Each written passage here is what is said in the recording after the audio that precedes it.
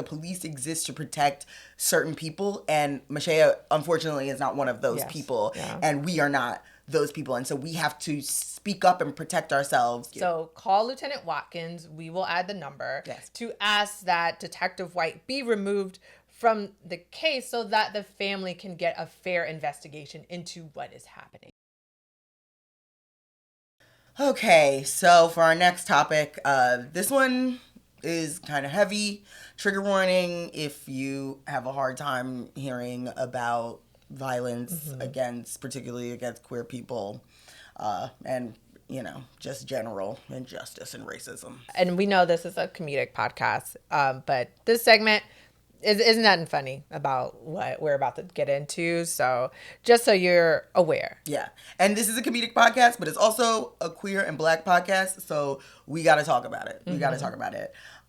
So on May 3rd, a young woman, 34 years old, named Miashah Moses had her life taken by an unnamed man in a quote-unquote road rage incident.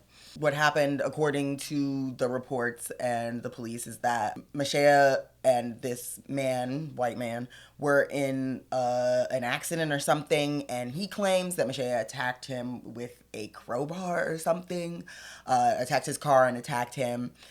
He had minor injuries, but whatever. That's what he claimed. And he claimed that in self-defense, the only thing he could do was attack her with her knife in her stomach. She fled to a relative's home and apparently passed away at the scene. And that man was not booked. Yeah. Or named. In the press and in the media.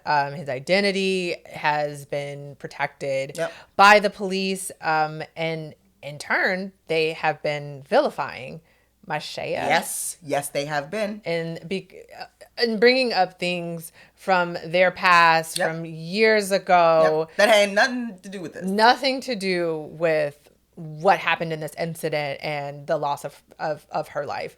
And we see that time and time and time again, where the media tries to find any little thing that they can find to vilify us and use that against us, so that way they can justify what happened. Yes. And it's exhausting. It's tired.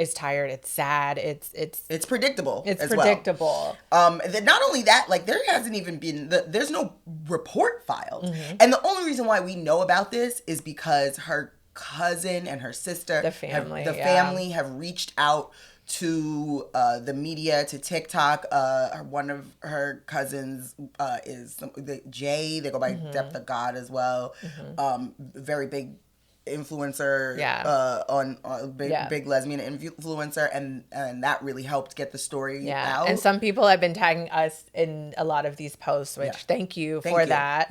And so we just wanted to acknowledge this and bring this to light and use, not the biggest platform, but we wanted to use our platform to talk about this, because this is why we started this podcast. Is because we wanted to, we need to be able to be a voice for ourselves and to speak up for ourselves, because we see what the media does and how they will try to erase us and vilify us and justify attacking us and making it even more unsafe for queer Black people. Yes. And we say us because yes, we are queer and Black, but we have to acknowledge that there is an extra element of there, because Miashah was a masc presenting lesbian, and there is a level of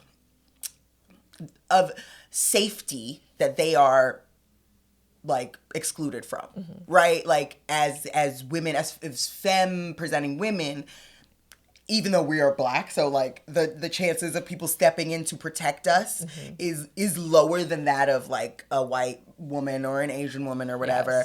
But that lessens even more when you're talking about masc presenting people. Right. There is, and it's not just that you are less likely to be protected, you are also more likely to be targeted. That is a thing that I've heard and seen. Absolutely have heard. Oh, you want to be a man? I'm gonna hit you like a man. You know what I'm saying? And it's it's disgusting. Yeah. And it's sad. And it's a sad, unfortunate reality that, we must acknowledge that these people are experiencing that. Yeah. And it's also like it goes into like the whole thing of bringing up her criminal record or whatever, and like them talking about how she was aggressive and that she hit him with a crowbar even though he had minor injuries. And was he actually hit with the crowbar? I saw something that said it like was thrown. Yeah. Not even like. Yeah. Like, it seems very unclear because it seems like whatever the Tulsa police are releasing. Also, we should acknowledge, this is Tulsa. This is Oklahoma. This is Oklahoma. They are so racist. Yes. It is baked into the fabric of their history as a city, as a country, as a state. As a state. I think the entire state, that was one of the only states that voted entirely for Trump. Yeah. Every single district, every single county, every single one. The entire state is red. There's not a speck of blue. That's right. There's not a... Trump is the least of it. Their ancestors were some deeply violent, crazy people. So it's a hard, and race relations in Tulsa and in all of Oklahoma are tough. So there is that added element, but also this is why we say ACAB, like the police exist to protect certain people, and Miashah unfortunately is not one of those people, and we are not those people, and so we have to speak up and protect ourselves. They want people to call Lieutenant Watkins to ask Detective White to be removed from the case. I had to pull up my phone to see. Thank you. So call Lieutenant Watkins. We will add the number to ask that Detective White be removed from the case so that the family can get a fair investigation into what is happening. Yeah. Yes, please, like talk to Lieutenant Watkins, ask that this detective be removed, ask for some form of justice. But also, I think there is a larger conversation to be had, because like people are always talking about the mask shortage, and it's like all fun and games or whatever. There's a reason why there's a mask shortage. There's a history of this constantly happening, and I think you're going to experience it more and more as this country gets more conservative and more hostile to Black people, to queer people, to working class people, because that is often where mask identities converge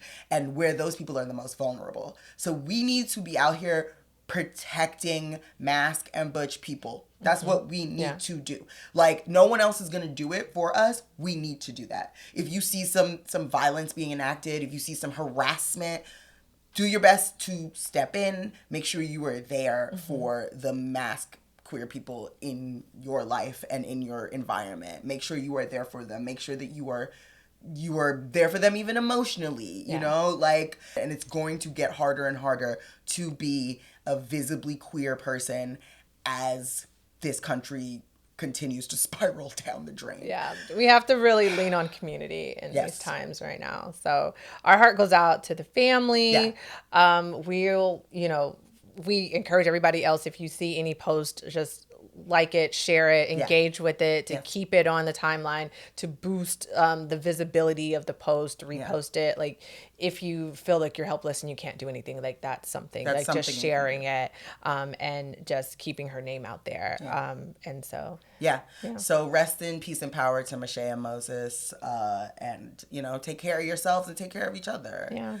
All right, so that's kind of a rough ending to the femme topics, but such is life. That's what it is. So please share and let us know if there's something that you want to talk about, and if you need resources. They're out there, and we'll post them below. We'll post them below in the description.